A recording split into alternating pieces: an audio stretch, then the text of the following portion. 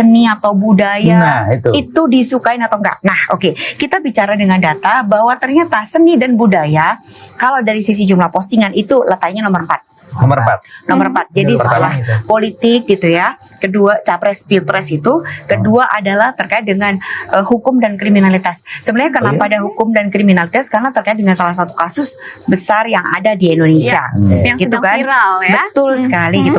Nah, kemudian kalau kita lihat gitu ya dari sisi engagement, ternyata dia berada di posisi nomor 4. Jadi tuh engagementnya dalam setahun terakhir dari Januari sampai per kemarin itu ada sebanyak 35.518. Jadi artinya bahwa kita jangan mikirkan bahwa budaya itu sesuatu yang nggak menarik. Enggak.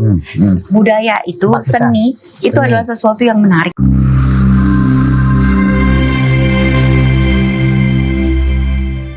Definisi ketimpangan budaya dan identitas lokal.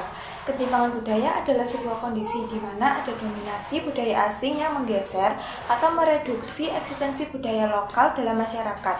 Fenomena ini terjadi akibat pengaruh globalisasi yang semakin luas, terutama melalui internet dan media sosial.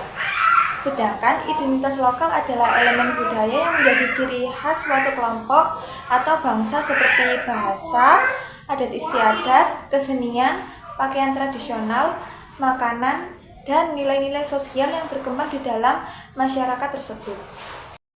Selanjutnya ada dampak ketimpangan budaya. Yang pertama, mengikis identitas budaya lokal.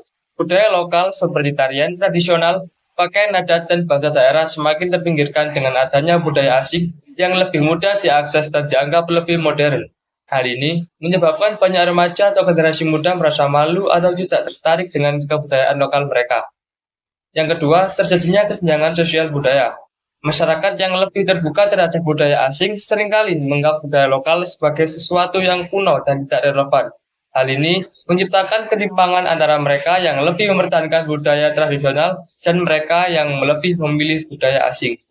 Yang ketiga ada pemudaran nilai-nilai tradisional. Banyak generasi muda yang lebih mengidolakan budaya pop global seperti K-pop, Hollywood, atau gaya hidup barat.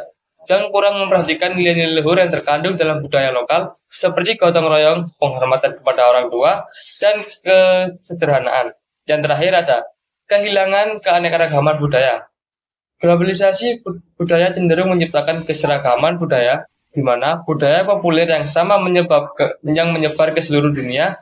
Hal ini mengurangi keberagaman budaya dan membuat kebudayaan lokal semakin tidak terdengar. Kiss me right before you go.